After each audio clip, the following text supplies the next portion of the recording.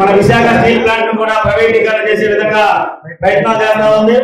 పోయిన 21 ఇదే నెలలో విశాఖ స్టీల్ ప్లాంట్ అమ్మేయడానికి ప్రయత్నం చేసినప్పటి నుంచి స్టీల్ ప్లాంట్ ఆధ్వర్యంలో పోరాట కమిటీగా ఏర్పడి ప్లాంట్ పరిరక్షించుకోవాలనే వేదికతోటి పోరాటాలు చేస్తా ఉన్నారు. రేపటికి సంవత్సరం అవుతా ఉంది. అదే సందర్భంలో ఆ కమిటీ రాష్ట్రంలో ఉన్నటువంటి ప్రజలందరి దగ్గరికి ఈ స్టీల్ ప్లాంట్ విషయాన్ని తీసుకెళ్లి 100 మందితో సంతకాల సేకరణ చేసి కేంద్ర ప్రభుత్వానికి తెలియజేయాలనే ఉద్దేశంతో ఆ కార్యక్రమాన్ని మొదలుపెట్టింది. అందులో భాగంగా అన్ని జిల్లాలతోటి పోరాట కమిటీ వేదికలో జిల్లా సదస్సులు జరపాలని అనుకున్నాం. అందులో భాగంగా ఈ రోజు మన గుంటూరు జిల్లాలో కూడా అన్ని సంఘాలతోటి అన్ని కార్మిక సంఘాలు, రాజకీయ పార్టీలు, విద్యార్థి యువజన సంఘాల ఆధ్వర్యంలో ఈ రోజు మనం సదస్సు జరుపుకుంటా ఉన్నాం. ఈ సదస్సుకి అధ్యక్ష వహించవలసిందిగా సిఐటియు జిల్లా అధ్యక్షుడు కాబట్టి దండా లక్ష్మీనారాయణ గారిని వేదిక మీదకి రావాల్సిందిగా కోరుతా ఉన్నాం. అదేవిధంగా ఏఐటిసి నగర కార్యదర్శి అరుణ్ గారిని కూడా వేదిక మీదకి రావాల్సిందిగా కోరుతా ఉన్నాం. ఐఎంటియు ఎన్వి కృష్ణ గారిని కూడా వేదిక మీదకి రావాల్సిందిగా కోరుతా ఉన్నాం. అదేవిధంగా ఏఐసిటియు నాయకులు పూర్ణచంద్రరావు గారిని కూడా వేదిక మీదకి రావాల్సిందిగా కోరుతా ఉన్నాం. ఈ నలుగురు అధ్యక్ష వర్గంగా వ్యవహరిస్తారు. అదేవిధంగా మనందరికీ తెలుసు విశాఖపట్నం పోరాట కమిటీ ఆధ్వర్యంలో అందులో పనిచేస్తున్నటువంటి విశాఖ ఉక్కు ఎంప్లాయ్ శ్రీనివాస్ గారు ముఖ్యమంత్రిగా వచ్చేశారు. శ్రీనివాస్ గారిని కూడా వేదిక మీదకి రావాల్సిందిగా కోరుతా ఉన్నాం. అదేవిధంగా మన గౌరవ ఎమ్మెల్సీ గారు కెఎస్ లక్ష్మణరావు గారు వేదిక మీదకి రావాల్సిందిగా కోరుతా ఉన్నాం.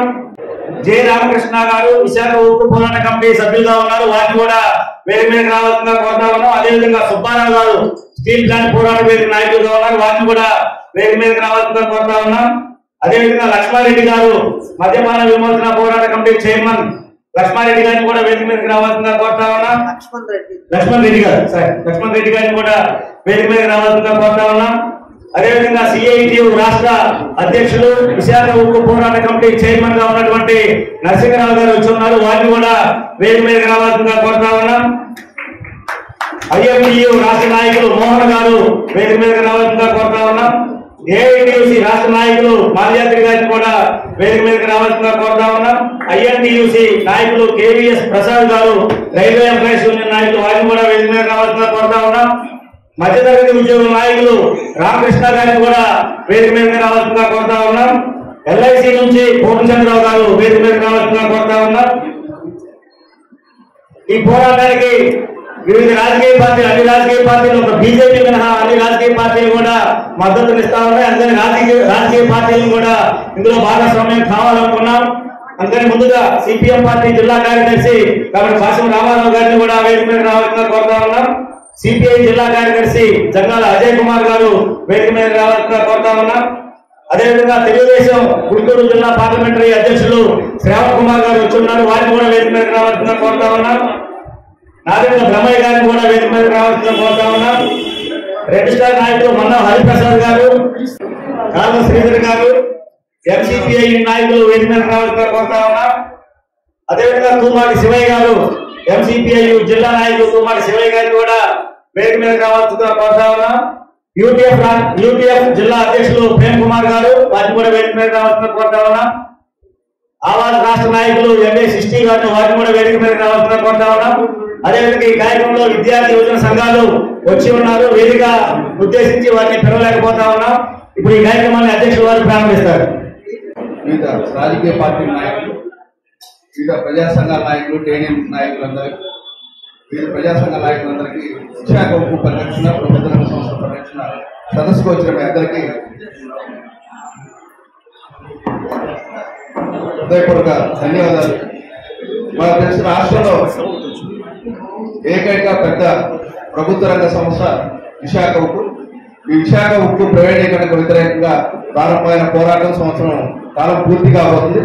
ఈ సందర్భంగా అన్ని చోట్ల జిల్లా స్థాయి సదస్సులు పెట్టి ప్రజా అభిప్రాయాలను సేకరించి ఈ ప్రభుత్వ విధానానికి వ్యతిరేకంగా ఐక్య పోరాటాలు చేయాలని చెప్పేసి ఇప్పటికే ఐక్య పోరాట పరిరక్షణ, విశాఖ ఉక్కు పరిరక్షణ పోరాటం పేరుతో ఉద్యమాలు నిర్వహించడం జరుగుతుంది. దానిలో భాగంగానే ఈరోజు మన జిల్లాలో ఈరోజు ఈ సదస్సు నిర్వహించుకోవడం జరుగుతుంది. ఈ సదస్సుకు వచ్చిన విశాఖ ఉక్కు పరిరక్షణ పోరాట నాయకులు శ్రీనివాస్ గారు ఉన్నారు. ముందుగా ఆయన మాట్లాడవలసిందిగా విజ్ఞప్తి చేస్తున్నాం. అధ్యక్ష వర్గానికి అలాగే ఈ కార్యక్రమానికి ఇచ్చేసినటువంటి ప్రముఖులందరికీ అంటే పేరు పేరున చెప్పడం సమయభావం రీత్యా చెప్పలేకపోతున్నందుకు నిదా భావించవద్దు. పేరు పేరున ప్రతి ఒక్కరికి కూడా విశాఖపట్నం స్టీల్ ప్లాంట్ ఉక్కు పరిరక్షణ పోరాట కమిటీ తరఫున మీ అందరికీ కూడా నమస్కారాలు తెలియజేస్తా ఉన్నాం. స్టీల్ ప్లాంట్ ప్రైవేటీకరిస్తామని చెప్పని కేంద్ర ప్రభుత్వం ప్రకటించింది. ఈ స్టీల్ ప్లాంట్ ఆషామాషిగా ఏదో మామూలుగా వచ్చింది కాదు. విశాఖ ఉక్కు అందులో కానీ 32 మంది ప్రాణత్యాగాల ఫలితంగా ఈ ప్లాంట్ అనేది స్థాపించబడింది. ఇక్కడ గుంటూరు వాసి అయినటువంటి అమృతరావు గారు అక్కడ నిరాహార దీక్షలు చేపట్టడం, అలాగే అప్పుడు విద్యార్థిగా ఉన్నటువంటి డాక్టర్ కొల్లా రాజమోహన్ రావు గారు వన్ ఆఫ్ ద విద్యార్థి సంఘాల్లో ఒక దానికి కన్వీనర్ గా ఉంటూ ఆ ఉద్యమంలో కీలక పాత్ర వారు కూడా పోషించారు. మొత్తం రాష్ట్ర వ్యాప్తంగా విశాఖ ఉక్కు ఆందోళన నినాదంతో ఊపెత్తున పోరాటం అనేది సాగింది. ఆ పోరాటానికి మద్దతుగా అనేక మంది ఎమ్మెల్యేలు, ఎంపీలు పోరాటానికి మద్దతుగా నిలిచారు. వాళ్ళ పదవుల్ని తృణప్రాయంగా రాజీనామాలు చేసి పోరాటాన్ని మరింత ఉధృతం చేసే విధంగా ఆ రోజు ఉన్నటువంటి రాజకీయ నాయకులందరూ కూడా, ముఖ్యంగా కమ్యూనిస్టులు ఆ రోజున ఈ పోరాటాన్ని ముందుకి నడిపించే దాంట్లో ప్రధాన భూమిక వహించారు. ఈ స్టీల్ ప్లాంట్ వచ్చినప్పటి నుంచి కూడా అనేక ఆటంకాలు, అనేక ఇబ్బందులు ఎదుర్కొంది. అయినా కానీ అన్ని ఆటంకాలను కూడా అధిగమించి ఈ రోజున ఈ స్టీల్ ప్లాంట్ అనేది ఉత్పత్తిలో కానివ్వండి, నాణ్యమైనటువంటి ఉన్నతమైనటువంటి స్టీల్ ని ఉత్పత్తి చేసే దాంట్లో కీలకంగా ఉంది. ఆ రోజు కేంద్ర ప్రభుత్వం ఇచ్చింది కేవలం 5,000 కోట్ల రూపాయలు మాత్రమే. ఈ రోజు స్టీల్ ప్లాంట్ విలువ 3,50,000 కోట్ల రూపాయలు. దీని వెనుక అనేక త్యాగాలు ఉన్నాయి, అనేక త్యాగాల ఫలం. 32 మంది ఆ రోజు ప్లాంట్ రావడం కోసం పోరాటంలో మరణిస్తే స్టీల్ ప్లాంట్ ని నిర్మించేటందుకు, దీన్ని నిర్వహించేటందుకు దగ్గర 300 మంది ప్రాణాలు కోల్పోయారు. అలాగే 26,000 ఎకరాల భూమిని రైతులు ఈ స్టీల్ ప్లాంట్ కోసం వాళ్ళ సర్వం త్యాగం చేసినటువంటి పరిస్థితి అనేది ఉంది.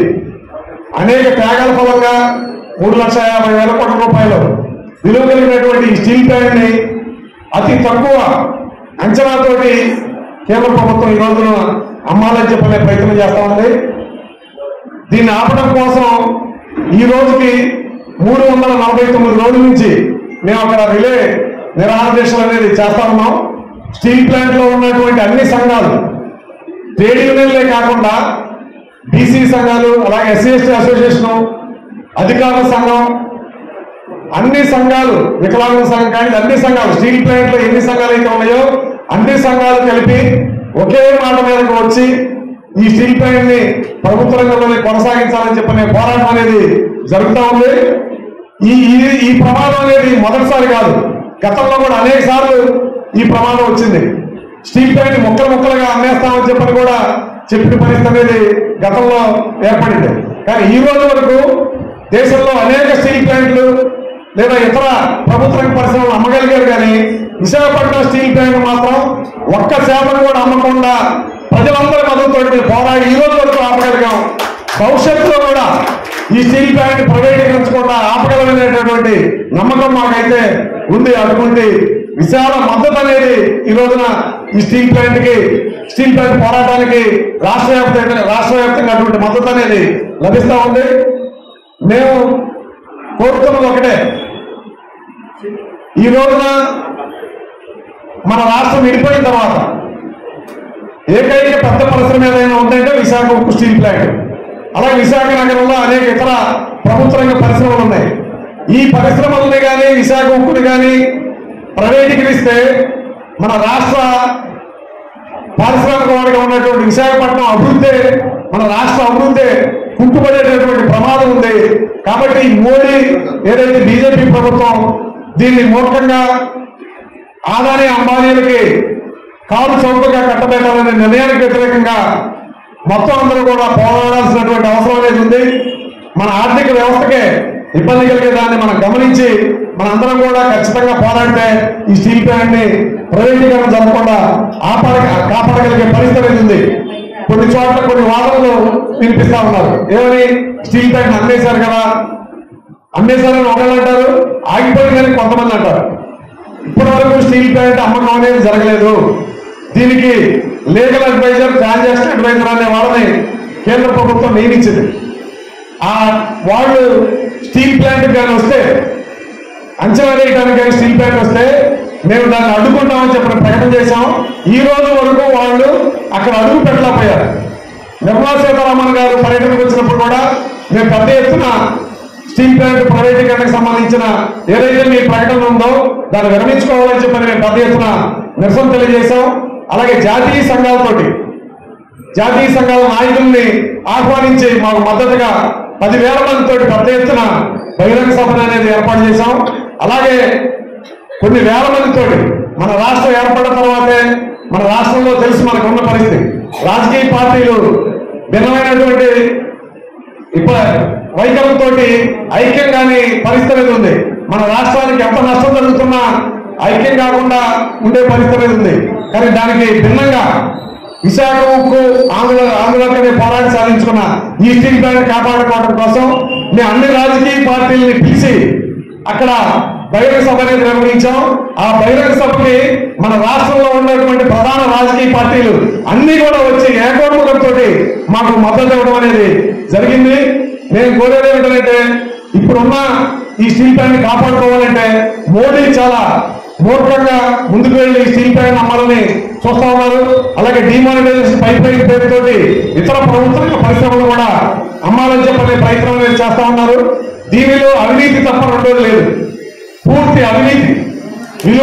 విలువని అంచనా వేసేటప్పుడు అతి తక్కువ విలువతోటి ఈ స్టీల్ ప్లాంట్ ని కేవలం 12,000 కోట్ల రూపాయలకి అమ్మేయాలని చెప్పని నిర్ణయించారు. దీని విలువ ఎంతో చెప్పలేని పరిస్థితి. 3,50,000 కోట్లు ఉంది. మేము ఇప్పుడు 5,000 మాకు పెట్టుబడి పెడితే 45,000 కోట్ల రూపాయలు ఇప్పటి వరకు మేము వివిధ రూపాయన కేంద్రానికి కానీ రాష్ట్రానికి కానీ 45,000 కోట్ల రూపాయలు మేము కేంద్ర రాష్ట్ర ప్రభుత్వాలకి చెల్లించడం అనేది జరిగింది. బంగారు బాతుగుడ్లు లాంటి దీన్ని బంగారు గుడ్లు పెట్టేటటువంటి బాతు లాంటి విశాఖ ఉక్కు కర్మాగారాన్ని కానీ ప్రభుత్వానికి పరిశ్రమలు కానీ నిలువున అమ్మేయాలని చెప్పని ప్రాణాలు తీయాలని చెప్పని బీజేపీ ప్రభుత్వం చూస్తా ఉంది. దీనికి వ్యతిరేకంగా మేము గట్టిగా పోరాటం చేయాలని చెప్పి నిర్ణయించాం. కార్మిక సంఘాల ఆధ్వర్యంలో రాష్ట్ర సదస్సు కూడా జరిగింది. రాష్ట్రం మొత్తంగా కూడా మేము కోరింది ఏమిటంటే ఫిబ్రవరి మొదటి వారంలో రాష్ట్ర వ్యాప్తంగా సంతకాల సేకరణ అందరూ సంతకాలు చేసి మాకు మద్దతు తెలియజేయాలని, అలాగే జాతీయ సంఘాలు 23, 24 తేదీల్లో సమ్మెకి పిలిపించున్నాయి. ఈ బీజేపీ అనుసరిస్తున్నటువంటి ప్రజా కార్మిక వ్యతిరేక విధానానికి వ్యతిరేకంగా 23వ తారీఖున మేము ఆ ప్రాంతం అంతా కూడా బంద్ చేయాలని కూడా అప్పీల్ చేయడం అనేది జరిగింది పోరాట కమిటీగా కూర్చొని. కాబట్టి ఏదైతే మాకు మీ అందరూ నైతిక మద్దతుగా ఉంటే ఖచ్చితంగా అక్కడ గట్టిగా పోరాడి మన తెలుగు ప్రజలకి, మన ఆంధ్ర రాష్ట్రానికి చాలా కీలకమైనటువంటి పరిశ్రమ ఏదైతే ఉందో విశాఖ ఉక్కుని ప్రైవేట్ పరం కాకుండా ఎంతటి పోరాటానికైనా మన ముందు తరం వాళ్ళు పోరాటి సాధించిన ఈ స్టీల్ ప్లాంట్ ని అదే పోరాటాలతో ఈ స్టీల్ ప్లాంట్ ప్రైవేటీకరణ కాకుండా కాపాడడానికి మేమందరం కూడా ముందుకు వెళ్తాం. మీ అందరూ కూడా మాకు అటువంటి సంఘీభావాన్ని మద్దతుని ఇవ్వాలని చెప్పి కోరుతూ మీ అందరికీ ధన్యవాదాలు చేస్తూ ముగిస్తున్నాను కదా. విశాఖ ఉక్కు, విశాఖ ఉక్కు, విశాఖ ఉక్కు. విశాఖ స్టీల్ ప్లాంట్ ప్రైవేటీకరణకు వ్యతిరేకంగా విశాఖ పోరాట సమితి ఏదైతే ఉందో దాని ఆధ్వర్యంలో గుంటూరు జిల్లా సదస్సుకు ఇచ్చేసిన అధినేత మహారాజులందరికీ ముందుగా నమస్కారాలు తెలుపుతూ ఉన్నానండి. నా ఈ ప్రసంగాన్ని మొదలుపెట్టే ముందు డాక్టర్ బిఆర్ అంబేద్కర్ గారు చెప్పిన ఒక మాట కోట్ చేయాలనుకుంటున్నాను. చరిత్ర సృష్టించాలంటే చరిత్ర తెలిసి ఉండాలి. మనం విశాఖపట్నం స్టీల్ ప్లాంట్ ని గవర్నమెంట్ సెక్టర్ గాని కొనసాగించాలి అంటే ఈ ప్లాంట్ రావడానికి ఉన్న నేపథ్యం ఏంటో, చరిత్ర ఏంటో తెలుసుకోవాల్సిన అవసరం ఎంతైనా ఉంది. ఎందుకంటే మేము సంవత్సరం నుంచి అక్కడ ఉన్నాం కనుక ప్రతి ఒక్కరికి దీని మీద అవగాహన ఉంటుంది. కానీ ఎవరైతే యువతరం ఉన్నారో, ఎవరైతే విశాఖపట్నం దూర ప్రాంతాల్లో ఉన్నారో వాళ్ళకి అవగాహన ఉంటుంది లేదు కనుక ఏదైతే ఇన్సిడెంట్స్ ఉన్నాయో చరిత్రకు సంబంధించిన ఇన్సిడెంట్స్ ఉన్నాయో బ్రీఫ్ గా 2 నిమిషాల్లో చెప్తాను. విశాఖ ఉక్కు మనకి 1962-63 సంవత్సరాల్లో 4వ పంచ ప్రణాళిక అమలులో భాగంగా భారత ప్రభుత్వం ఒక 2 స్టీల్ ప్లాంట్లని భారతదేశంలో ప్రభుత్వ రంగంలో ఏర్పాటు చేయాలని భావించినప్పుడు ఒకటైతే బీహార్ రాష్ట్రంలోని బొకారో స్టీల్ ప్లాంట్, రెండోదైతే దక్షిణ భారతదేశంలో ఒక స్టీల్ ప్లాంట్ పెట్టాలని చెప్పి నిర్ణయించడం జరిగింది. సరే, దక్షిణ భారతదేశంలో ఎక్కడ పెట్టాలి స్టీల్ ప్లాంట్ అని ఒక హై పవర్ కమిటీని ఏర్పాటు చేయడం జరిగింది. ఆ హై పవర్ కమిటీ ఏదైతే ఉందో తప్పతపాలుగా అనేక సర్వేలు చేసి మొత్తానికైతే ఒక కంక్లూజన్ రావడం జరిగింది. విశాఖపట్నంలో అయితే షీ షోర్ బేస్డ్ గా విశాఖపట్నంలో స్టీల్ ప్లాంట్ కానీ పెడితే ఫీజిబిలిటీ ఉంటుందని చెప్పేసి కమిటీ ఒక రిపోర్ట్ సబ్మిట్ చేయడం జరిగింది. అయితే అప్పుడు కేంద్ర ప్రభుత్వం ఆ కమిటీ రిపోర్ట్ తొక్కిపెట్టి మేనమేషాలు లెక్క పెడుతూ 1966 వరకు ఏ విషయాన్ని తేల్చకుండా ఉంటే ఈ మధ్య కాలంలో మన పక్క రాష్ట్రంలో ఉన్న తమిళనాడు వాళ్ళు ఈ స్టీల్ ప్లాంట్ ఎలాగైనా సరే సేలం పట్టుకు వెళ్ళిపోవాలని, ఆ ప్రక్కన ఉన్న కర్ణాటక రాష్ట్ర నాయకులు వాళ్ళు అక్కడ హోస్పేట పట్టుకెళ్లాలని, ఈ ప్రక్కన ఉన్న ఒరిస్సా వాళ్ళు అయితే పారదీప్ పట్టుకెళ్లాలని చెప్పేసి కుయుక్తులు పనుతున్నప్పుడు ఏ అవమానం పడ్డ ఆంధ్రుడు రక్తం మరిగి వాళ్ళ యొక్క ఉక్కు పిడికల్లో నుంచి పుట్టుకొచ్చింది విశాఖ ఉక్కు ఆంధ్రుల హక్కు ఉద్యమం. ఆ ఉద్యమ స్ఫూర్తి ఈనాడు వైజాగ్ స్టీల్ ప్లాంట్. అప్పుడు 1966 ఉద్యమం అయితే మొదలైంది, కానీ ఉద్యమానికి ఊపిరిలు ఊదింది మాత్రం, మళ్ళీ చెప్తున్నాను, ఉద్యమం అయితే పుట్టింది కానీ ఉద్యమానికి ఊపిరిలు ఊదింది మాత్రం గుంటూరు జిల్లా బిడ్డడు తాటికొండ నియోజకవర్గం మాజీ ఎమ్మెల్యే స్వర్గీయ టి అమృతరావు గారి వల్ల మాత్రం అని చెప్పడానికి గర్వంగా ఫీల్ అవుతున్నాను. గుంటూరు వాడిని ఎందుకు కూడా నేను ఫీల్ అవుతున్నాను. ఎందుకంటే ఆయన విశాఖ కలెక్టరేట్ దగ్గరకు వచ్చి విశాఖ కలెక్టరేట్ ఎదురుగా ఆమరణ నిరాహార దీక్ష ప్రారంభించినప్పుడే ఉద్యమానికి ఊపిరి ఊదడం జరిగింది. ఆయన 1966 అక్టోబర్ 15న ఉద్యమం స్టార్ట్ చేస్తే 1946 నవంబర్ 1న ఆ ఉద్యమానికి ఏదైతే ఆ దీక్షకి సంఘీభావంగా విద్యార్థులు ర్యాలీ తీయడం జరిగింది. ఆ ర్యాలీ మీద పోలీసులు నిర్దయగా, నిర్లజ్జగా, నిరంకుశంగా కాల్పులు జరిపితే 9 సంవత్సరాల బాబురాని కుర్రాడు ఒక 3 విద్యార్థులు మొత్తం కలిపి 9 మంది అక్కడ ప్రాణాలు కోల్పోవడం జరిగింది. దరిమిలో జరిగిన సంఘటనలో రాష్ట్ర వ్యాప్తంగా ముఖ్యంగా గుంటూరులో 5, విజయవాడలో 5, కాకినాడ, వరంగల్, హైదరాబాద్, నగరపోలస, నర్సీపట్నం కూడా మొత్తం రాష్ట్ర వ్యాప్తంగా 32 మంది తమ ప్రాణాలను పోగొట్టుకుంటే వారి సమాధుల మీదే వచ్చిందే విశాఖ ఉక్కు. వాడి ఎవడయ్యా అమ్మడానికి సొత్తా అని చెప్పేసి ప్రశ్నిస్తున్నాం ఈ వేదిక మూలంగా. ఇది అప్పటి ఈ ఉద్యమం తాలూకా ప్రతిఫలము అప్పటి భారతదేశ ఉక్కు మహిళగా పేరు పొందిన శ్రీమతి ఇందిరాగాంధీ మెడలు వంచి తప్పనిసరి పరిస్థితుల్లో 1971 జనవరి 20వ తేదీన విశాఖపట్నం స్టీల్ ప్లాంట్ శంకుస్థాపన చేయించడం జరిగింది. ఇది ఉక్కు ఉద్యమానికి సంబంధించిన చరిత్ర. మరి ప్రస్తుతం ఏంటి, ఇప్పుడు ఏం జరుగుతుందంటే మన కేంద్ర ఆర్థిక మంత్రి గారు నిర్మలా సీతారామన్ గారు కేబినెట్ కమిటీలో ఒక ప్రకటన చేశారు. రేపటికి సంవత్సరం అంటే యాక్చువల్గా ఈవేళకి సంవత్సరం ఏమని, వైజాగ్ స్టీల్ ప్లాంట్ ని స్ట్రాటజీ చేయాలి. అంటే మేము అమ్మేస్తున్నాం, లాభ నష్టాలతో మాకు సంబంధం లేదు, మేము వైజాగ్ స్టీల్ ప్లాంట్ అమ్మేస్తున్నాం అని చెప్పి దుర్మార్గం ప్రకటన ఇచ్చారు. ఇప్పుడు విలేకరులు అడిగారు అనమాట, మరి ఎలా అమ్మేస్తారు మరి మీరు వైజాగ్ స్టీల్ ప్లాంట్ అంటే, నష్టాల్లో ఉన్న లాభాల్లో ఉన్న పరిశ్రమను పోషించాల్సిన అవసరం మాకు లేదు అంది. ఎస్, మీ మాటగా వస్తాం. వైజాగ్ స్టీల్ ప్లాంట్ నష్టాలు ఎందుకు వచ్చాయి? వైజాగ్ స్టీల్ ప్లాంట్ ఉన్న ఎంప్లాయీస్ పనిచేయడం లేదా? వైజాగ్ స్టీల్ ప్లాంట్ ఉత్పత్తి చేస్తున్న ఉక్కు నాణ్యత లేదా? లేకపోతే ఉత్పాదకతలో విశాఖపట్నం స్టీల్ ప్లాంట్ వెనకబడిందా? లేక కేంద్ర ప్రభుత్వ ఆర్థిక విధానం వల్ల వెనకబడిందా అని చెప్పేసి ఒకసారి పరిశీలిస్తే మీకు 3 విషయాలు నేను ముందు పెడతాను. ఈ 3 విషయాలు కానీ సబబు అనిపిస్తే మీరు చప్పట్లు కొట్టి మా యొక్క ఉద్యమానికి మద్దతు తెలపండి. మొదటిది, ఏదైతే ఉక్కు ప్రాజెక్ట్ ఉందో దాన్ని 1971 జనవరి 20న శంకుస్థాపన చేస్తే దాని ఉత్పత్తి వచ్చింది ఎప్పుడంటే 1992. అంటే రమారమి 22 సంవత్సరాలు ఏదైతే పెట్టుబడి పెట్టామో ఉత్పత్తి లేక దానికి మనం పెట్టిన ఇన్వెస్ట్మెంట్ అప్పుల బారిన పడి విశాఖపట్నం స్టీల్ ప్లాంట్ ఉత్పత్తి ప్రారంభించే నాటికే అప్పుల్లో కూరుకుపోయింది. దీనికి బాధ్యత కేంద్ర ప్రభుత్వం కాదా? వాళ్ళ బడ్జెట్ లో డబ్బులు కేటాయించకుండా మెయిన్ మనుషులు లెక్క పెట్టడం వల్ల కదా 22 సంవత్సరాలు ఆ కంపెనీకి ప్రొడక్షన్ లేకుండా రిటర్న్స్ లేకుండా పోవడం వల్ల కదా అప్పులో కూరుకుపోయింది. ఇది నెంబర్ 1.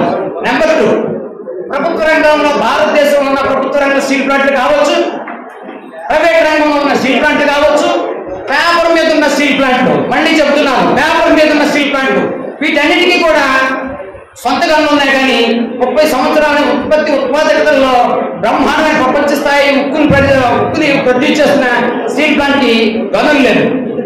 గనులు ఉండడం వల్ల లాభం ఏంటి, గనులు లేకపోవడం వల్ల నష్టం ఏంటి అని మీకు చెప్తే, ముందుగా ప్రభుత్వ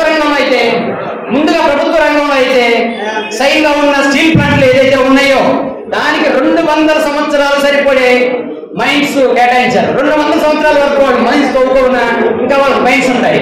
అదేవిధంగా ప్రైవేట్ రంగంలో ఉన్న జిందాల్ స్టీల్ ప్లాంట్ కావచ్చు, మిగిలిన అన్ని స్టీల్ ప్లాంట్లు కూడా మైన్స్ ఉన్నాయి. పేపర్ మీద ఉన్న స్టీల్ ప్లాంట్ అంటే మీకు ఉదాహరణ గాలి జనార్దన్ రెడ్డి గారు నేను స్టీల్ ప్లాంట్ పెట్టాలని గవర్నమెంట్ ఎంఓయూ చేసుకుంటే దాన్ని గమనించారు. కోస్తా స్టీల్ ప్లాంట్ వాళ్ళు ఒరిస్సాతో ఒక అగ్రిమెంట్ చేస్తున్నారు, స్టీల్ ప్లాంట్ పెడతామంటే వాళ్ళకి గమనించారు. కానీ 30 సంవత్సరాల నుంచి గ్రామాల 1,00,000 కుటుంబాలు ఆధారపడి మన బైఫర్కేషన్ ఆంధ్రప్రదేశ్ ఉన్న ఒకే ఒక లార్జ్ స్కేల్ ఇండస్ట్రీగా వైజాగ్ స్టీల్ ప్లాంట్ ఇంతవరకు గనులు కేటాయించలేదు. ఇది దుర్మార్గమైన చర్య కాదా అని చెప్పేసి ప్రశ్నిస్తూ ఉన్నాను. అదేవిధంగా 3వ విషయం, మనం ఏదైనా ఒక షోరూమ్ పడి బండి కొనుక్కోవాలనుకున్నా, కారు కొనుక్కోవాలనుకున్నా ముందు అడిగేది ఏంటంటే ఎంత అండి వడ్డీ రేట్ అని అడుగుతాం. ఎంత వడ్డీ రేట్ అంటే అని చెప్తాడు 8.8 అని చెప్తాడు. లేదా మన సోకాల్ కార్పొరేట్స్ ఉన్నారు, వాళ్ళు ఎవరైతే అదానీ, అంబానీ, టాటా బిర్లా వీటిగానే ఏదైనా కంపెనీ పెడతామని వెళ్తే వాళ్ళకి 3% నుంచి 4% ఇంట్రెస్ట్ వాళ్ళకి ఆఫర్ చేస్తే ప్రభుత్వ రంగ బ్యాంకులు, ప్రైవేట్ రంగ బ్యాంకులు. కానీ వైజాగ్ స్టీల్ ప్లాంట్ ఇప్పుడు దానికి ఉన్న అప్పులు 23,000 కోట్లు ఏదైతే ఉన్నాయో దానికి చెల్లిస్తున్న వడ్డీ ఎంత ఎవరైనా ఊహించగలరా? 14% ఇప్పుడు మేము వడ్డీలు కడుతూ ఉన్నాము. అంటే ప్రభుత్వ రంగ సంస్థకి ప్రభుత్వ రంగ బ్యాంకులు వసూలు చేసే వడ్డీ 14%. మరి ఈ పరిస్థితుల్లో వైజాగ్ స్టీల్ ప్లాంట్ అప్పులు రంగ చుట్టాలు వస్తారా? ఎప్పుడంటే వీళ్ళు చెప్పింది అమ్మేస్తామని చెప్పేసి ఏమవుతుంది? 5,000 కోట్లు, కేవలం 5,000 కోట్ల అప్పు మీరు ఇన్వెస్ట్మెంట్ చేస్తే 45,000 కోట్ల రూపాయలు డివిడెండ్లు గాను ట్యాక్సుల రూపంలో కేంద్ర రాష్ట్ర ప్రభుత్వాలు చెల్లించింది వైజాగ్ స్టీల్ ప్లాంట్. అలాంటి స్టీల్ ప్లాంట్ ని ఈ అదానీ, అంబానీని అమ్మేయడానికి వీళ్ళు సిద్ధపడతారా? మీకు ఇంకొక గొప్ప విషయం చెప్పాలి ఏంటంటే, వైజాగ్ స్టీల్ ప్లాంట్ నెట్వర్క్ ఇప్పుడు కానీ చూస్తే 2.5 లక్షల కోట్ల పైచీలుగా అయితే ఈ మధ్య ఇంటర్నల్ ఒక ఆడిట్ పెట్టారు. వైజాగ్ స్టీల్ ప్లాంట్ ఎంత నెట్వర్క్ ఉంటుందండి అంటే వాళ్ళు ఆడిట్లో తెలిసిన రిపోర్ట్ ఏంటి అని చూస్తే మాకు కూడా ఆశ్చర్యం వేసింది, మీకు కూడా ఆశ్చర్యం వేసింది. ఏంటంటే అది స్టీల్ ప్లాంట్ ఉన్న అప్పులు పోగా స్టీల్ ప్లాంట్ యొక్క నెట్వర్క్ 13,000 కోట్లు అంట. 2.5 లక్షల పైచీలకు ఉన్న నెట్వర్క్ ఉన్న స్టీల్ ప్లాంట్ ని కేవలం 13,000 కోట్లకి ఈ అదానీకో, అంబానీకి అప్పచెప్పడానికి ఈ కేంద్ర ప్రభుత్వం, ఈ మోడీ, షాలు కలిసి ఈ గుజరాత్ రాజకీయాలు, ఈ గుజరాత్ బిడ్డలకి వైజాగ్ స్టీల్ ప్లాంట్ ని అమ్మాలని చెప్పి చూస్తున్నారు. ఇది దుర్మార్గం కదా? నేను చెప్తున్నాను, అక్కడ వైజాగ్ లో స్టీల్ ప్లాంట్ వచ్చింది అంటే మన ఉద్యమాలతో పాటు 22,000 మంది రైతులు తమ భుక్తికి ఆధారమైన తమ పొలాలని, తమ భూమిని 26,000 ఎకరాలని త్యాగం చేస్తే అక్కడ స్టీల్ ప్లాంట్ వచ్చింది. ఆ బాధలో ఇంకా ఈ రోజుకి 8,500 మంది 8,500 మంది ఆధారం లేక, భోజనానికి లేక, జీవనోపాధి లేక ఇళ్లలో పాచి పని చేస్తున్నారన్న దుర్పరిస్థితిలో ఉన్నారు. వారికి న్యాయం చేయాల్సిన బాధ్యత మనకు లేదా? ఇప్పుడు అంటారు, మేము ఈ మీటింగ్కి వెళ్ళినప్పుడు అంటారు, లేదండి మోడీ గారు చాలా స్టబర్న్ అండి, చాలా స్ట్రాంగ్ లీడర్ అండి అని. ఏంటండి మోడీ గారు స్ట్రాంగ్ లీడరు? అలాంటి ప్రజల చేత, ప్రజల కొరకు, ప్రజల చేత నిర్వహించబడి ఏ ప్రభుత్వమైనా ప్రజా ఉద్యమాలకు తలవంచవలసిందే. దానికి చరిత్ర నిదర్శనం అయితే మొన్న జరిగిన రైతు ఉద్యమాన్ని తీసుకుంటే ఇంత గ్రేట్ లీడర్ అయినా ఎవరైతే గ్రేట్ లీడర్ గా పేరు పొందిన నరేంద్ర మోడీ కూడా తన తప్పు ఒప్పుకొని తల వంచుకుని పార్లమెంట్ లో రైతు జాతికి, భారతదేశ ప్రజలకు క్షమాపణ చెప్పి నల్ల చట్టాన్ని వెనక్కి తీసుకోవడం జరిగింది. అది ప్రజా ఉద్యమం తాలూకా పవరు. అదే స్ఫూర్తితో విశాఖ ఉక్కుని ప్రైవేట్ పరం ఖాయమని ఈ యొక్క ఉద్యమం ఓన్లీ విశాఖపట్నం స్టీల్ ప్లాంట్ ప్రైవేటీకరణ ఆపడం మాత్రమే కాదు, కానీ రైల్వేస్, ఎల్ఐసి ఏదైతే ఉన్నాయో ప్రైవేట్ అవ్వబోతున్నాయో ప్రతి ఒక్క ఉద్యమానికి స్ఫూర్తిగా ఈ ఉద్యమాన్ని నడిపిస్తామని, దానికి మన రాష్ట్రం అనే చైతన్యవంతులైన మనుషులు ఉన్న జిల్లా గుంటూరు జిల్లా. ఈ జిల్లాలో ప్రతి ప్రతి మనిషిని మేము అడుగుతున్నాము, మీరు సహాయ సహకారాలు అందించండి. ఖచ్చితంగా మీరు ఏదైతే అమృతరావు గారు ఆనాడు మీ స్ఫూర్తిని ఎలా నింపారో మీరు కూడా ఆ స్ఫూర్తితో మాకు సహాయ సహకారం అందిస్తారని చెప్పేసి మనస్ఫూర్తిగా కోరుకుంటూ నేను నాకు ఈ అవకాశం పెద్దలందరికీ నమస్కారం తెలుపుకుంటున్నాను. జై హింద్. విశాఖ ఉక్కు. కార్మికుల ఐక్యత, కార్మికుల ఐక్యత, కార్మికుల ఐక్యత. మిత్రులారా, అతిరథ మహారాజులు పెద్దలు అందరూ మాట్లాడిన తర్వాత మేము వాళ్ళకి చాలా ఇసుకురైన వాటి వాళ్ళు. సో నేను 2 విషయాలే మన మోడీ గారి విధానాల గురించి చెప్పాలనే మేము ముందుకు వచ్చాను. సో ఇక తప్పు చేసింది ప్రత్యేకంగా మనో పరోక్షంగా జరిగిపోయింది కాబట్టి మనం ఎన్నుకున్న నాయకులు ఎలా ఉండాలి, ఏం చేయాలి, ఎలాంటి వాళ్ళు మనం ఎన్నుకున్నామంటే ఒక 2 శతకాలు చెప్పి నేను ముగిస్తాను.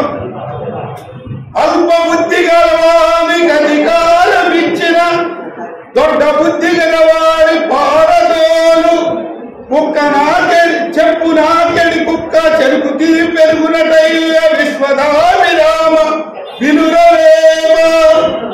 సో ఎలాంటి వారికి మనం అధికారం ఇచ్చామంటే చెప్పులాగే కుక్కకి చెరుకు తీపేది తెలుస్తుందండి.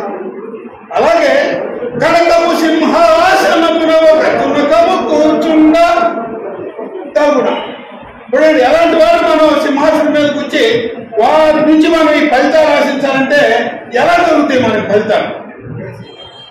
విధానాలు ఎట్లా ఉంటాయంటే మోడీ గారి విధానాలు. నేను సైన్యంలో 17 సంవత్సరాలు చేసి కార్గిల్ మెడికల్ గ్రౌండ్ లో బయటకు వచ్చాను సోదరులు. ఈ రోజు నేను స్టీల్ ప్లాంట్ లో ఉద్యోగం పొందానంటే ఈ రిజర్వ్ డాక్టర్ బిఆర్ అంబేద్కర్ గారు పెట్టిన భిక్ష నాకు ఈ ఏజ్ లో కూడా ఉద్యోగం ఇచ్చిందంటే ఎస్సీ ఎస్టీ మైనారిటీలు ఎక్సైజ్ మ్యాన్ కోటలో నేను ఉద్యోగం పొందాను. ఈ రోజు మనం ఏం చేసుకున్నాం?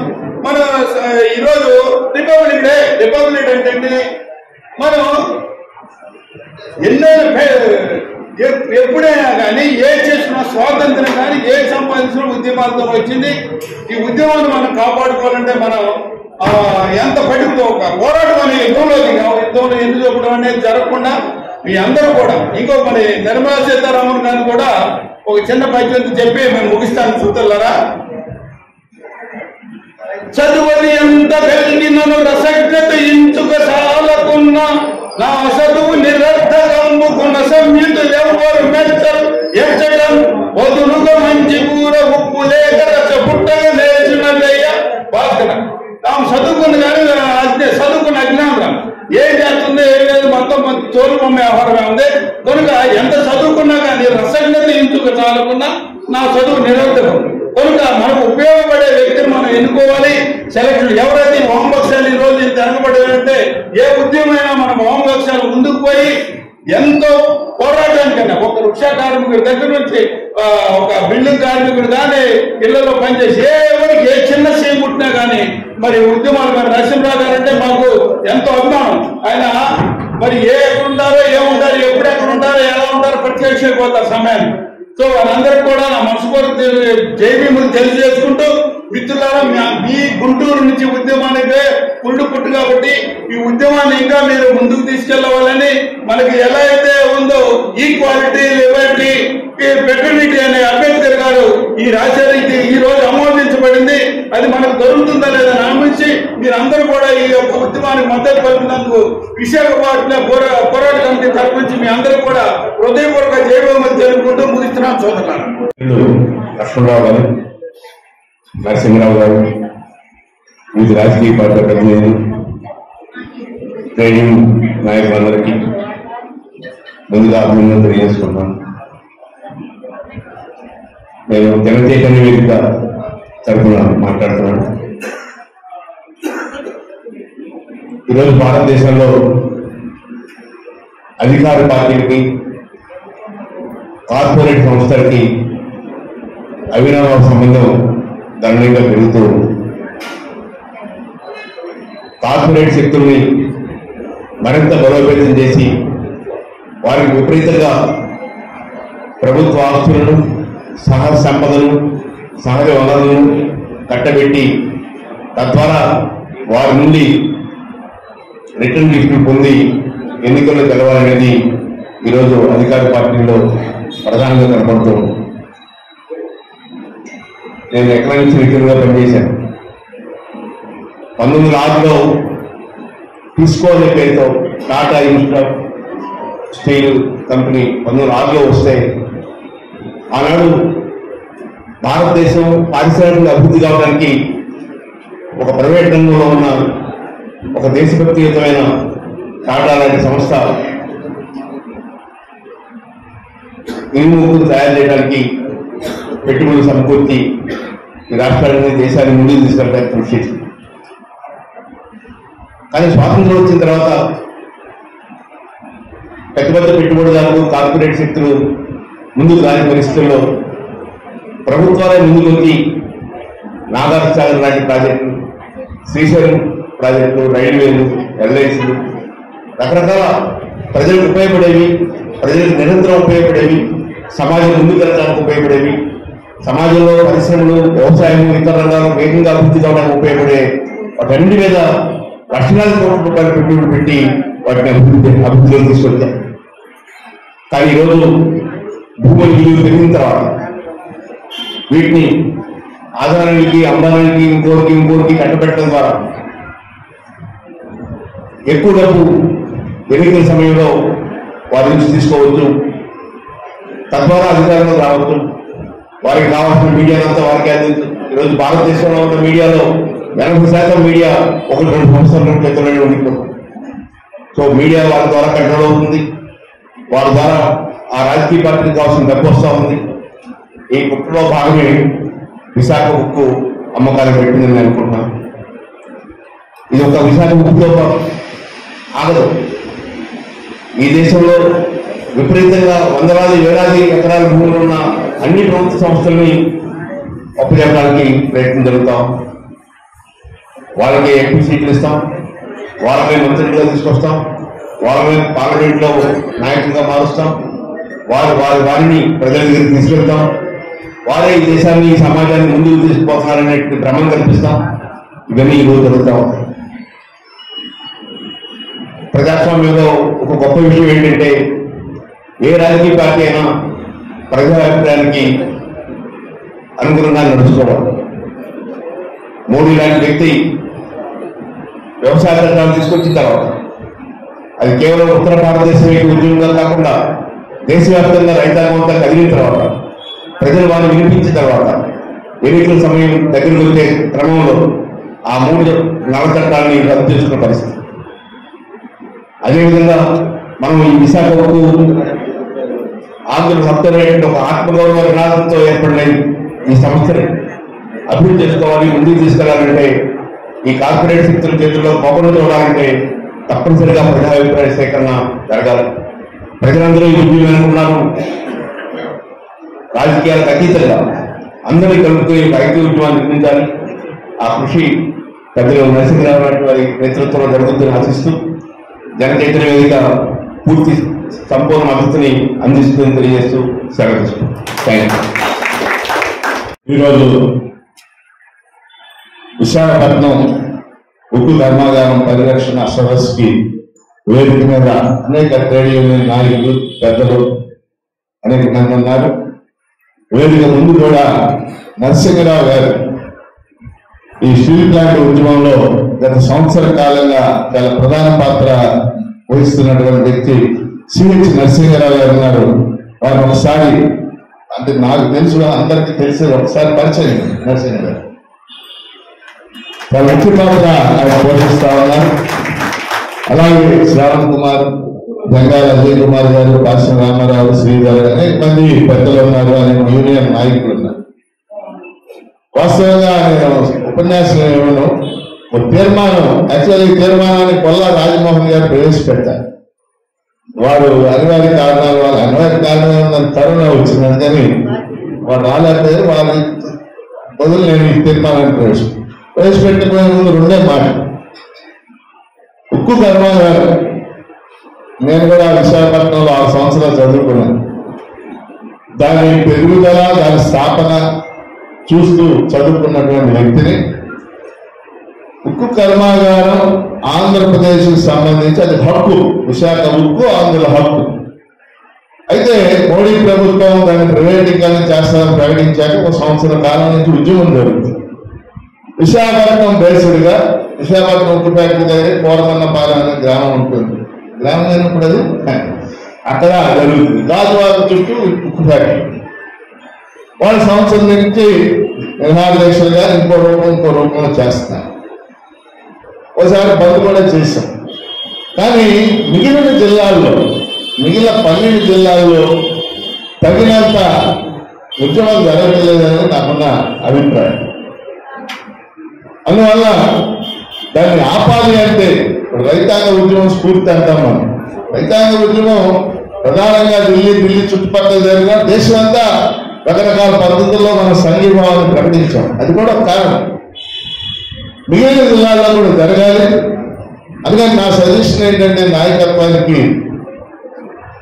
12 జిల్లాల్లో కూడా విశాఖపట్నం మినహాయించి కన్వీనింగ్ కమిటీలు ఏర్పడాలి. కన్వీనింగ్ కమిటీలు రాజకీయ పార్టీలు లేకపోయినా ట్రేడ్ యూనియన్లు, ప్రజా సంఘాలు, అక్కడ ఉండే కొంతమంది చదువుకున్న వాళ్ళు, మేధావులు వీళ్ళతో కలిసి కన్వీనింగ్ కమిటీలు ఏర్పడితే మంచిది. దాని ద్వారా రకరకాల యాక్టివిటీస్, ఇప్పుడు మన జిల్లాలో మనం రకరకాల యాక్టివిటీస్ చేయడానికి అవకాశం ఉంది. ఏం చేయాలని తర్వాత ప్లాన్ చేద్దాం. కానీ ఈరోజు ఈ సదస్సుకు సంబంధించి నా యొక్క సబ్మిషన్ ఏంటంటే, సబ్మిషన్ రిక్వెస్ట్, ఈ సదస్సు అయిపోయేలాగా ముగిసేలాగా మనం కన్వీనింగ్ బాడీ కొంతమందితో అయినా ఏర్పాటు చేస్తే దాని ద్వారా మన యాక్టివిటీస్ మనం ప్రారంభించవచ్చు. ఈ అంశాలు మీ దృష్టి తెస్తూ నేను తయారు చేసిన ఈ తీర్మానాన్ని చదువుతున్నాను. ఇంకేదన్నా ఉంటే ఇందులో ఒక మాట చేర్చాలి, ఆ మాట అయిన తర్వాత చెప్తాను. జిల్లాలోని వివిధ కార్మిక సంఘాలు, ప్రజా సంఘాలు, రాజకీయ పార్టీలు సంయుక్తంగా నిర్వహించిన సదస్సులో ఈ కింది తీర్మానాన్ని ప్రతిపాదిస్తున్నారు. విశాఖ ఉక్కు ఆంధ్రుల హక్కు నినాదంతో పోరాడి 32 మంది ప్రాణాల బలిదానంతో సాధించుకున్న భారీ project Visakha steel plant. Andhra రాష్ట్రానికి, ప్రత్యేకంగా ఉత్తరాంధ్రకు ఈ పరిశ్రమ ఒక మణిహారం. ఉత్తరాంధ్ర అభివృద్ధిలో స్టీల్ ప్లాంట్ కీలక పాత్ర వహిస్తుంది. సాలీనా 20,000 కోట్ల టర్నోవర్తో అత్యంత నాణ్యమైన స్టీల్ ఉత్పత్తి చేస్తుంది. సుమారు 1,00,000 కుటుంబాలకు ఉపాధి కల్పిస్తుంది. కేంద్ర ప్రభుత్వం కేవలం 5,000 కోట్లు పెట్టుబడి పెట్టగా కేంద్ర రాష్ట్ర ప్రభుత్వాలకు విశాఖపట్నం స్టీల్ ప్లాంట్ పన్నులు, డివిడెండ్ల రూపంలో 45,850 కోట్లు ఇప్పటి వరకు చెల్లించింది. కేంద్ర బీజేపీ ప్రభుత్వం బంగారు పాత్రను కోసుకున్న సందర్భంగా విశాఖ స్టీల్ ప్లాంట్ ను కార్పొరేట్ కంపెనీలకు అమ్మాలని నిర్ణయించారు. స్టీల్ ప్లాంట్ ను 100% అమ్మి తీరుతామని, లేకపోతే మూసివేస్తామని పదే ప్రకటన చేయడాన్ని ఈ సదస్సు తీవ్రంగా ఖండిస్తుంది. స్టీల్ ప్లాంట్ అమ్మకాన్ని వ్యతిరేకిస్తూ ఆంధ్రప్రదేశ్ అసెంబ్లీ ఏకగ్రీవంగా తీర్మానం చేసింది. అయినా ఆంధ్రప్రదేశ్ విడిపోయిన తర్వాత తీవ్రంగా నష్టపోయింది. విభజన చట్టంలో ఒక అంశం అమలు చేయకుండా ఆంధ్రప్రదేశ్ లో ఏకైక భారీ పరిశ్రమను కేంద్ర బీజేపీ ప్రభుత్వం అమ్మడానికి కూడుకోవడాన్ని ఆంధ్రప్రదేశ్ ప్రజలు సహించరు. విశాఖ స్టీల్ ను రక్షించుకోవడం ఆంధ్రప్రదేశ్ ఆత్మగౌరవం. ఎంతటి త్యాగానికైనా సిద్ధపడి స్టీల్ ప్లాంట్ కాపాడుకుంటామని కేంద్ర బీజేపీ ప్రభుత్వాన్ని ఈ సదస్సు హెచ్చరిస్తుంది. కార్మికుల శ్రమ, రక్తంతో వచ్చిన ఆదాయంతో సాలీనా 11 లక్షల టన్నుల నుంచి 73 లక్షల టన్నుల ఉత్పత్తి సామర్థ్యాన్ని పెంచుకోగలిగింది. విశాఖ స్టీల్ ప్లాంట్ ఉద్యోగులు, ప్రజలు స్టీల్ ప్లాంట్ అమ్మకానికి వ్యతిరేకంగా జరుగుతున్న పోరాటాన్ని అభినందిస్తున్నాం. ఇప్పటికే రాష్ట్ర వ్యాప్త బంద్లు, రాస్తారోకాలు జయప్రదంగా జరిగాయి. బీజేపీ మినహా అన్ని రాజకీయ పార్టీల సభ, అఖిల భారత ట్రేడ్ యూనియన్ సభ, అఖిల భారత కిసాన్ సంయుక్త మోర్చా నాయకుల సభలు జయప్రదంగా జరిగాయి. 10,000 మందితో 10 కిలోమీటర్ల మానవహారం భారతదేశ ప్రజల దృష్టిని ఆకర్షించింది. రానున్న కాలంలో జరిగే పోరాటాలకు సదస్సు సంపూర్ణ మద్దతు తెలియజేస్తుంది. చివరిగా 4 లైన్లు. విశాఖ ఉక్కు పరిరక్షణ పోరాట కమిటీ పిలుపు మేరకు 1,000,000 సంతకాల మహోద్యమంలో జిల్లా ముందు పీఠన ఉంటుందని తెలియజేస్తున్నాం. అంటే 1,000,000 సంతకాలు సేకరించాలనే ఉద్దేశం.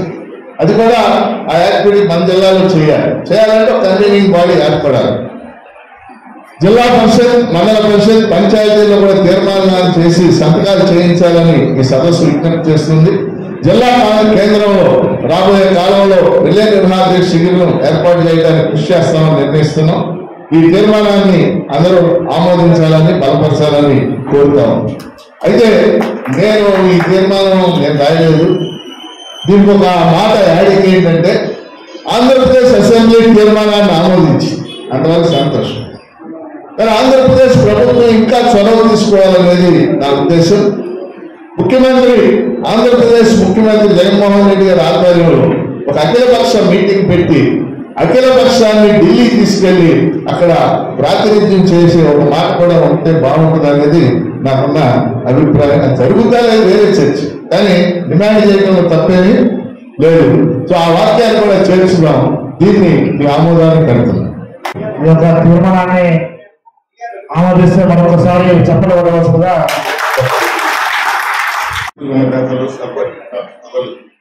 మా ఎంసీపీ పార్టీ జిల్లా కమిటీ నుంచి తెలియజేస్తూ నరసింహ గారు చాలా విషయాలు చెప్పారు. ఆనాడు 1966లో నేను జూన్లో నాది చిన్న వయసు 7 సంవత్సరాలు. నాకు తెలిసిన విషయాల కంటే కూడా ఈరోజు నరసింహ గారు చాలా విషయాలు గుర్తుకొచ్చేలా చేశారు. నరసింహ గారికి అభినందనలు తెలియజేస్తున్నాను. కానీ రైతాంగ పోరాటంలో మనం అందరం కలిసి అన్ని పార్టీలు అన్ని ప్రజా సంఘాలు కలిసి ఏ రకంగా అయితే పోరాటం చేసి మోడీని తిప్పుకొట్టాము, అదే క్రమంలో ఈ ఉక్కు కర్మాగారాల ప్రైవేటీకరణ విరమించుకునే వరకు మోడీ ప్రైవేటీకరణ విరమించుకునే వరకు మనం అన్ని పార్టీలు అన్ని ప్రజా సంఘాలు కలిసి పోరాటం చేయాల్సిన ఎంతైనా ఉందని చెప్పి తెలియజేస్తూ ఈ పోరాటానికి మా ఎంసీపీ పార్టీ ముందుండి అన్ని పార్టీలు కలిసి పనిచేస్తాయని తెలియజేస్తూ జరుగుతుంది. విశాఖ స్టీల్ ప్లాంట్ పోరాట కమిటీ అధ్యక్షులు, అదేవిధంగా వేదిక మీద ఉన్న పెద్దలందరికీ, ఈ కార్యక్రమానికి విచ్చేసిన స్టీల్ ప్లాంట్ పరిరక్షణ సమితి కోసం తద్వారా ఒక ప్రణాళిక ఏర్పాటు చేసుకుని పోరాటం చేయడానికి మద్దతుగా విచ్చేసిన ప్రతి ఒక్కరికి నమస్కారం తెలియజేస్తా ఉన్నాను. సోదరులారా, సోదరిమణులారా, మన అందరికీ తెలుసు, చిన్నప్పుడు ఎప్పుడో ఈ విశాఖపట్నం స్టీల్ ప్లాంట్ గురించి 32 మంది చనిపోయారని, కాల్పులు జరిగినాయని, విశాఖ స్టీలు అనేది కేవలం భిక్షగా రాలేదు, ఇది మనకి హక్కుగా సాధించుకున్నాం, దీన్ని నిలబెట్టుకోవాల్సిన పరిస్థితి ఈ రోజు దాపురించింది. దీని పూర్వ నేపథ్యం ఒకసారి చూసుకుంటే మనందరికీ అర్థమైన విషయం ఇదే. పోరాడి సాధించుకున్న ఉక్కు ప్లాంట్. ఈ ఉక్కు కర్మాగారానికి ఎందుకు నష్టాలు వస్తున్నాయి అనేది అందరికీ, మన అందరి హాల్లో ఉన్న చాలా మందికి తెలుసు. గనులు కేటాయింపు లేక ఖచ్చితంగా నష్టం వస్తూ ఉంది. అందరిలాగా ప్రైవేట్ కంపెనీలకి గనులు ఉన్నాయి, కానీ ప్రభుత్వ రంగ సంస్థ అయిన స్టీల్ ప్లాంట్కి స్పెసిఫిక్గా గనులు కేటాయించకపోవడం వల్ల. అయినా సరే పోరాటానికి కొంతమంది ప్రాణాలు అర్పిస్తే నిర్వహణ సందర్భంగా కానీ వివిధ కారణాల చేత కానీ అనేక మంది అప్పుడప్పుడు ప్రమాదాలు జరుగుతూ ఉంటాయి. ఆ ప్రమాదాల్లో కొంతమంది చనిపోతూ ఉంటారు. అది కాకుండా అనేక సందర్భాల్లో దానికోసం మరి ప్రాణాలు అర్పించిన వాళ్ళందరినీ ఒకసారి తలుచుకోవాలి. అంతేకాకుండా ప్లాంట్ కావాలని అయితే మనం అందరూ అంటాం, ఒక పరిశ్రమ కానీ ఒక సంస్థ కానీ ఏదైనా కావాలని అంటాం, కానీ దానికోసం మరి నిజంగా త్యాగం చేసిన వాళ్ళు చాలా మంది ఉంటారు. ప్రాణాలు పోయిన వారు ఒక ఎత్తు అయితే, భూమినిచ్చిన రైతాంగ సోదరులు ఎవరైతే ఉన్నారో వారిని మనం స్మరించుకోవాల్సిన పరిస్థితి కూడా గుర్తుపెట్టుకోవాలి. 26,000 ఎకరాలు ఈ రాష్ట్రం దురదృష్టం ఏంటో ఆంధ్ర రాష్ట్రానికి అర్థం కాదు, కానీ భూమి ఇచ్చిన వాడికి విలువ లేని పరిస్థితి ఈ రాష్ట్రంలో ఉంది. పెద్దలు, సోదరుల, గుంటూరు జిల్లాలో ఈ సదస్సు జరగడం చాలా సంతోషకరం. గుంటూరు జిల్లాకి ఉద్యమానికి చాలా దగ్గర సంబంధం ఉంది. విశాఖపట్నంలో ఎలా జరిగిందో గుంటూరులో కూడా అంత పెద్ద ఉద్యమం జరిగింది. లాలాపేట పోలీస్ స్టేషన్ 25,000 మంది విద్యార్థులు ర్యాలీ నిర్వహిస్తే ఎస్పీ, కలెక్టర్ స్టేషన్లు కోరుకున్నారు. జనాన్ని చూసి భయపడి మోసం వల్ల మనం ఎప్పుడు అట్లాంటి ఘటనలు చూస్తున్నాం. చీరాల రైల్వే స్టేషన్లో ట్రైన్లు ఆపేస్తే విశాఖపట్నంలో బెయిల్ ఆపారు. తర్వాత ఇక్కడ నెక్స్ట్ అదే రోజు సాయంత్రం ట్రైన్లు ఇంటి నుంచి వచ్చేవన్నీ ఆపారు. ఆపిన తర్వాత దిగిన జనంతో విశాఖ ఉక్కు ఆందోళన వర్గాలు అందరితో నినాదాలు అనిపించారు. ఇచ్చినట్టుంటే ఆయన ఒక 5 విశాఖపట్నంలో ఉన్నాడు, ఆయన చెప్తుంటాడు. అంతేకాదు ఇంకొక విషయం, ఈరోజు నందికొండ నాగార్జున సాగర్ ప్రాజెక్ట్ అనేటువంటిది కూడా ఆ రోజు ఉద్యమం ద్వారా వచ్చింది. నాగార్జున సాగర్ ఊరికే రాలా, సాగర్ కూడా అంటే ఒక వ్యవసాయ ప్రాజెక్టు కోసం జరిగిన ఉద్యమం, అక్కడేమో ఒక పట్ట భారీ పరిశ్రమ కోసం జరిగిన ఉద్యమం 60 దశకంలో జరిగింది.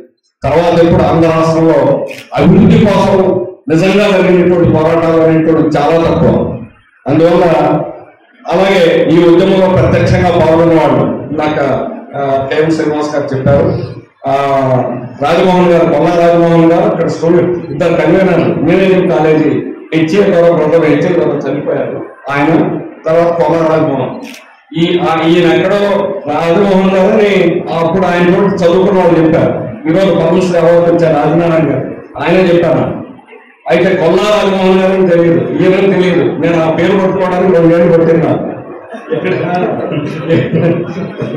అట్లా మొత్తానికి ఆయన దగ్గరికి వెళ్తే అప్పుడు ఆయన ఇంటి దగ్గర అటకలేదో పుస్తకాలు తెచ్చితే అది నేను 80 నుంచి, ఎందుకంటే 32 మంది ఎవరు అని ప్రకటించాలని అసెంబ్లీలో ప్రతిపక్షం అంతా అడిగారు. బ్రహ్మానందరెడ్డి గారు ముఖ్యమంత్రి ప్రకటించాల. అప్పుడు 67 మంది, మొత్తం 53 మంది కమ్యూనిస్టులు, మిగిలినటువంటి వాళ్ళు 17 మంది అందరూ కలిసి రాజీనామా చేసి బయటకు వచ్చారు.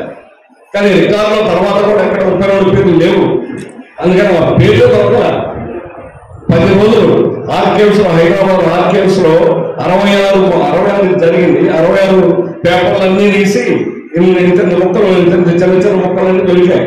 అవి చేయడానికి 15 మంది 10 రోజులు ప్రయత్నం చేయాల్సి వచ్చింది.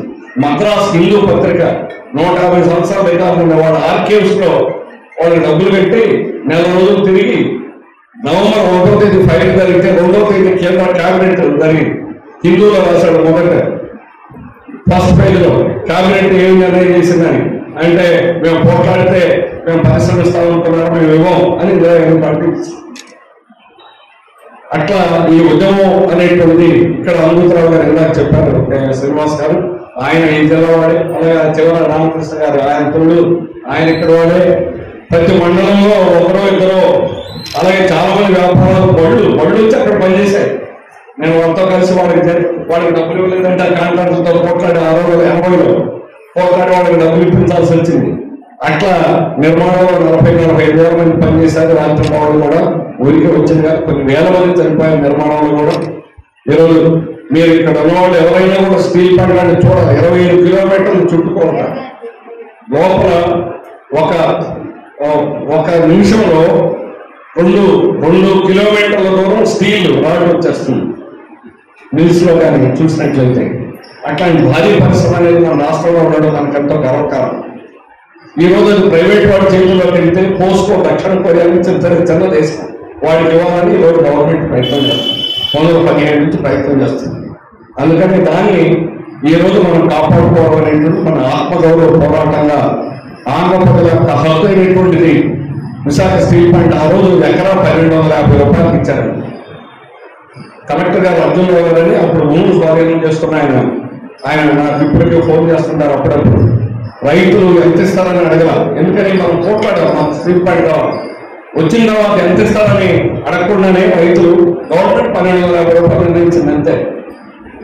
అయినా ఇచ్చారు, ఎందుకంటే మనకు స్టీల్ ప్లాంట్ వస్తుంది, ఉద్యోగాలు వస్తాయి, అభివృద్ధి అవుతుంది. నిజంగానే ఈరోజు రాష్ట్రంలో జీడిపి తలసరి ఆదాయం అత్యధిక ఉన్నటువంటి 2,62,000 రూపాయలు ఉన్నటువంటిది గాజువాక ప్రాంతం.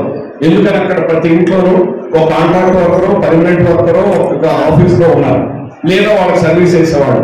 అందుకని వాళ్ళ ఆదాయాలు అనేటువంటి ఎక్కువ ఉన్నాయి. అదే ఒక ప్రైవేట్ పరిశ్రమలో ఉన్నటువంటి రాయగఢ్ లాంటి చోట్ల 250 పరిశ్రమలు ఉన్నాయి, చిన్నపడి స్టీల్ పరిశ్రమలు. కానీ ఎంత అధ్వానంగా ఉంటుందంటే అంత అధ్వానంగా ఉంటుంది. అందుకని ప్రభుత్వ రంగ పరిశ్రమలు ఉండడం వల్ల తలసరి ఆదాయం అనేటువంటి ఎక్కువ ఉంటుంది. తలసరి ఆదాయం వల్ల ఆ ప్రాంత మార్కెట్లు ఉంటాయి. స్టీల్ ప్లాంట్ విశాఖపట్నంలో ఎన్ని పెద్ద మార్క్స్ ఉన్నాయో గాజువాక ప్రాంతంలో అన్ని మార్క్స్ ఉన్నాయి. ఎందువల్ల డబ్బులు ఉన్నాయి కాబట్టి ఆటోమేటిక్ గా అభివృద్ధి అనేటువంటి ఆటోమేటిక్ అవడానికి తోడ్పడుతుంది. అందువల్ల అట్లాంటి భారీ పరిశ్రమ వాళ్ళు వస్తే ఏం చేస్తారంటే పోస్కో కంపెనీ దక్షిణ కొరియాలో 20 మిలియన్ల ప్రొడక్షన్ చేస్తున్నాడు సంవత్సరానికి. ఈ 20 మిలియన్ టన్నులు ఉత్పత్తి చేయడానికి వాళ్ళ కంపెనీలో పనిచేసేవాడు కేవలం 4,000 మంది మాత్రమే. హైయెస్ట్ రోబోట్స్, ప్రపంచంలో అత్యధిక రోబోట్లు వాడేటువంటి కంపెనీ పోస్ట్పోర్ట్. అట్లాంటి కంపెనీ వస్తే ఉన్న ఉద్యోగాలు పోతాయి 100%. మన రాష్ట్రంలో ఎక్కడ కూడా 100 టన్నుల ట్రక్ లేదు. కోల్ మైన్స్ వాటిలో 40 నుంచి 60 టన్నుల ట్రక్స్ ఉంటాయి. వాళ్ళ కంపెనీలో 100 టన్నుల ట్రక్ ఉంది, కానీ అది కూడా మనిషి ఉన్నాడు, డ్రైవర్ ఉన్నాడండి. డ్రైవర్ అన్మ్యాన్ ట్రక్ అనే సిగ్నల్స్ తోటి వెళ్ళిపోతాయన్నమాట. అట్లాంటి ఆధునికమైన పేరుతోటి మల్టీనేషనల్ కంపెనీలు పెడితే వాడికి స్వాధీనం చేస్తే మన దేశం ఏమైపోతుంది, మన రాష్ట్రం, అది మనం ఆలోచించుకోవాలి. ఆర్థిక వ్యవస్థ ప్రజలందరికీ నష్టం జరుగుతుంది, లేదా అక్కడ ఉన్న ఉద్యోగులకి ఒకటో ఉన్న ఉద్యోగులు పోతున్నటువంటిదే కాదు, అందరికీ నష్టం జరుగుతుంది. ఆయన చెప్పారు, రైల్వే కానీ ఈరోజు విద్యుత్ కానీ ప్రైవేటైజేషన్ జరిగినటువంటి అన్నింటి దగ్గర కూడా వాటి ప్రభావం అనేటువంటి ప్రజలకు తీవ్ర నష్టం జరుగుతుంది. విపరీతమైన భారాలు ప్రజల మీద పడతాయి. అందుకని ఈరోజు వీటిని రక్షించుకోవడం అనేటువంటి ప్రజల బాధ్యతగా మనం చేయాలి. దానికోసం నిలబడాలి తప్ప రెండో మార్గం లేదు. కేంద్ర ప్రభుత్వం కేవలం బీజేపీ ఈరోజు కార్పొరేట్లకి అప్పగించడం కోసం మాత్రమే ఈరోజు లాభ నష్టాలతో సంబంధం 20,000 టన్నులు 20,000 కోట్ల రూపాయలు విలువ కలిగినటువంటి స్టీల్ ఉత్పత్తి చేస్తుంది. ఈ 9 నెలల్లోనే చేశారు. ఈ సంవత్సరానికి 700 కోట్ల లాభంగా నెట్ ప్రాఫిట్ వచ్చిందండి. 9 నెలల్లోనే నెట్ ప్రాఫిట్ 700 కోట్లు నెట్ ప్రాఫిట్ వచ్చింది. అందుకని నష్టాలు కదా. అందుకని ఏం చెప్పింది నిర్మలా సీతారామన్, మొట్టమొదటి స్వాతంత్రం వచ్చిన తర్వాత గత బడ్జెట్ సమావేశంలో బీజేపీ ప్రభుత్వం ప్రకటించింది ఏమంటే, మాకు లాభ నష్టాలతో సంబంధం లేదు, మేము పరిశ్రమలు నడపాం, పరిశ్రమలు ప్రైవేట్ వాళ్ళకి అమ్మేస్తాం, ప్రైవేట్ వాళ్ళు ఎవరు కొనకపోతే మూసేస్తాం. ఇది వాళ్ళ విధానం. ఈ దేశంలో ఉన్నటువంటి గనులు, భూములు, భారీ పరిశ్రమలు వీటి మొత్తం కార్పొరేట్ వాళ్ళకి అప్పగింపాలనేది వాళ్ళకి చౌక ఇవ్వడమే ఊరికే. ఎందుకని వాళ్ళు ఎన్నికల కాడికి కమిషన్లు ఇస్తారు, కోట్ల రూపాయలు డబ్బులు ఇస్తారు. జనం ఓట్లు వేసినా వేయకపోయినా గెలిచినటువంటి వాళ్ళు కొనుక్కున్నారు. ఆ రకంగా గెలిచిన వాళ్ళు కొనుక్కొని మధ్యప్రదేశ్లో కొన్ని రాష్ట్రాల్లో ఎట్లా అధికారంలో వచ్చారో మనకు తెలుసు. అందుకని వాళ్ళు ఉంటే చాలు. కార్పొరేట్లకి వాళ్ళకి అనుకూలంగా ఉండేటువంటి విధానాలు అమలు చేయడం వల్లనే వ్యవసాయం మీద దాడి జరిగింది. అందుకని రైతాంగం అక్కడ పోట్లాడారు. ఆ రైతాంగాన్ని కూడా స్టీల్ ప్లాంట్ నుంచి మొట్టమొదట యూనియన్ నుంచి 3 లక్షల రూపాయలు ఫస్ట్ విడతగా మేము డబ్బులు పంపించాం. అందుకని ఆ నాయకులు తెకాయితో సహా నాయకులంతా ఇచ్చారు. వాళ్ళు చెప్పారు, మేము అదేమో అనుకోలేదు. వాళ్ళు వచ్చి చెప్పారు, మీడియా ఫస్ట్ చెక్ మాకు వచ్చింది విశాఖపట్నం నుంచి. ఎందుకు ఉద్యమం జరుగుతుందని మేము పంపించాం. అప్పుడు ఇంకా మా ఉద్యమం ఏం ప్రారంభం కాదా. ముందు సంవత్సరం నవంబర్ 26 స్టార్ట్ అయింది. 1వ తేదీ డిసెంబర్ మేము అక్కడ ఉద్యమం జరుగుతుందని పంపించాం. వాళ్ళు వచ్చినప్పుడు చెప్పారు. అందుకని వాళ్ళు వెళ్ళినప్పుడల్లా మీరు మీ మధ్య వీడియోలో కూడా చూస్తుంటారు, లక్నోలో మాట్లాడుతూ కాయ చెప్పాడు, మా ఉద్యమం ఒకటే కాదు, విశాఖ స్టీల్ ప్లాంట్ కూడా ప్రైవేట్ కారణం అని చెప్పి ప్రకటించారు వాళ్ళు. ఆ విధంగా 10,000 మంది వాళ్ళు వచ్చినప్పుడు ర్యాలీ విశాఖపట్నం బీచ్ లో పెట్టాం. రాజకీయ నాయకులందరూ వచ్చినప్పుడు కూడా 10,000-15,000 మందితో పెద్ద సభ జరిగింది. అఖిల భారత ట్రేడ్ యూనియన్ నాయకులతో జరిగింది. 60 ఏళ్ళ పోరాటం జరిగితే దాని 55 సంవత్సరాల సందర్భంగా మనం నవంబర్ 1వ తేదీన అప్పుడు ఫైరింగ్ ఎక్కడైతే జరిగిందో అదే పోస్ట్ ఆఫీస్ దగ్గర ర్యాలీ తీసి స్టూడెంట్స్ 5,000 మంది అఖిల భారత స్టూడెంట్ నాయకులు, ASF general secretary, SFI general secretary, అలాగే ఇక్కడి నుంచి పీడిఎస్ రాష్ట్ర సెక్రటరీ, అట్లా స్టూడెంట్ లీడర్స్ అందరినీ కూడా పిలిచి ఆ రోజుని 55 సంవత్సరాలు దీన్ని మళ్ళా స్మరించుకుంటూ కార్యక్రమాన్ని నిర్వహించుకోవడం అనేది జరిగింది. మెడికల్ కాలేజ్ స్టూడెంట్, అందుకని ఇప్పుడు మెడికల్ కాలేజీ ప్రిన్సిపాల్ అయినటువంటి సుధాకర్ గారు మమ్మల్ని పిలిచి మీటింగ్ పెట్టారు. అప్పుడు చెప్పారు, ఆయన సొంత మేనమామని ఇప్పుడు కేజీహెచ్ ప్రిన్సిపాల్ గా ఉన్నటువంటి రాజనాల పరాంకుశ దాస్ వాళ్ళ సొంత మేనమామ, వాళ్ళ మేనత్త గారు, వాళ్ళ బావగారు, అక్కగారు బావగారు విశాఖపట్నంలో ఉంటే ఆయన చదువుకోవడానికి అక్కడికి వచ్చారు. యాజిస్ట్రేషన్ జరిగింది. ఇంటి దగ్గర అమ్మ యాజిస్ట్రేషన్ జరుగుతుంటే ఇళ్ళో స్థానాన్ని వెళ్ళాడు. 3 గంటలకు ఫైరింగ్ అయిపోయి చనిపోయాడు. వాళ్ళ సొంత మేనమామ కేజీహెచ్. ఆయన మమ్మల్ని పిలిచి మీటింగ్ పెడితే ఏమిటనుకున్నాను, రాజమోహన్ గారిని నన్ను మాట్లాడమని చెప్పంటే మేము మాట్లాడిన తర్వాత ఆయన చెప్పారు, మా సొంత కుటుంబం, సొంత మేనమామ, మా కుటుంబం నిజంగా అట్లా ఎంతో మంది త్యాగం చేశారు. బహుశా ఇక్కడ ఉన్నవాళ్ళు కూడా మీ కుటుంబాలు ఎవరు అలా రాకుండా ఉన్నవాడు ఉన్నారు. ఆ రోజు ఉన్నవాళ్ళు ప్రతి ఒక్కరు, ప్రతి కుటుంబం నుంచి కూడా ఆ ఉద్యమంలో పాల్గొనేవాళ్ళు. అటువంటి ప్రజా ఉద్యమం జరిగింది, పోట్లాడి సాధించుకున్నారు. ఇప్పుడు దాన్ని మళ్ళీ మనం పోట్లాడి రక్షించుకోవాలి. ఇది మన ముందున్నటువంటి కర్తవ్యం. దానికి మేము ఇటీవల ఇచ్చినటువంటి కార్యక్రమం ఏంటంటే, రేపు 12వ తేదీకి ఓసంగా సంవత్సరం అండి. వాళ్ళు ప్రకటించింది డిసెంబర్ 27 అంటే రేపు తేదీ, అంటే ఈ రోజు సంవత్సరం అయింది. గవర్నమెంట్ నోటిఫికేషన్ ఇచ్చింది డిసెంబర్ 27, జనవరి 27. ఇప్పుడు జనవరి 26 ఈరోజు సంవత్సరం అవుతుంది. రేపు మేము ఉద్యమం అంటే 3వ తేదీ చేసాం, కార్యక్రమాలు చేసాం. 12 నుంచి రిలే దీక్షలు స్టార్ట్ చేసాం. అందుకని 12వ తేదీని సంవత్సరంగా పోరాటంగా ప్రకటించుకొని ఆ రోజు 12, 13 భారీ కార్యక్రమాలు నిర్వహించాలని, అలాగే దేశవ్యాప్తంగా జరిగేటువంటి ఫిబ్రవరి 23, 24 జరుగుతుంది. 23వ తేదీన బంద్ చేయాలని ఇప్పటికి పోరాట కమిటీ, అక్కడ ఉన్న సంఘాలు, పార్టీలందరూ కూడా సంప్రదించి నిర్ణయించాం. అయితే మేము అప్పీల్ చేసేది ఏంటంటే రాష్ట్ర వ్యాప్తంగా కూడా, అయితే రాష్ట్ర నాయకులు కూడా 2 రోజులు అందరినీ కలవడం జరుగుతుంది. ఇప్పటికే ప్రయత్నం జరుగుతుంది. వీలైతే ఒకే రోజు రాష్ట్ర బంద్, అది స్టీల్ ప్లాంట్ ని కూడా జోడించి ఈ బంద్ అనేటువంటి జరిగితే మంచిదని 23-24 సమ్మెలుగా దేశవ్యాప్తంగా జరుగుతుంది. అందుకని అది అందరితో మాట్లాడిన తర్వాత తెలియజేయడం అనేటువంటి జరుగుతుంది. అందువల్ల మా ఉద్యమాన్ని మరింత ఉధృతం చేయాలనేటువంటి ప్రయత్నం జరుగుతుంది, ఉధృతం చేస్తాం. అట్లాగే ప్రభుత్వం గారి మేము విత్తనాలు చేసుకుంటున్నామని ప్రకటించకపోతే మళ్ళా 24 ఎన్నికలు వచ్చేదాకా కూడా కొనసాగిస్తాం. ఈ ప్రభుత్వం నిర్ణయం అనేటువంటిది తిప్పుకొట్టేదాకా రైతాంగం ఏ రకంగా అయితే పోట్లాడి ప్రభుత్వం నిర్ణయాన్ని తిప్పుకొట్టారో అదే విధంగా తిప్పుకొట్టడం అనేటువంటి జరుగుతుంది. ఆఖరిగా నేను మనం చేసేది ఏంటంటే, అయిపోయింది చాలా మంది ప్రైవేట్ అయిపోయింది అనుకోండి, ఏం అవ్వలేదండి. వాడు క్యాబినెట్ సబ్ కమిటీ ప్రకటించిన తర్వాత వాళ్ళు చేసింది ఏమిటంటే, దాని ప్రొసీజర్ ఉంది, వాళ్ళు ఇష్టం చేయడానికి లేదు. ఆ ప్రొసీజర్ ఏమిటంటే, ఈ స్టీల్ ప్లాంట్ విలువ ఎంత వాల్యుయేషన్ కట్టాలి. దీనికి ట్రాన్సాక్షన్ అడ్వైజర్ అని ఒక అడ్వైజర్ నియమించారు.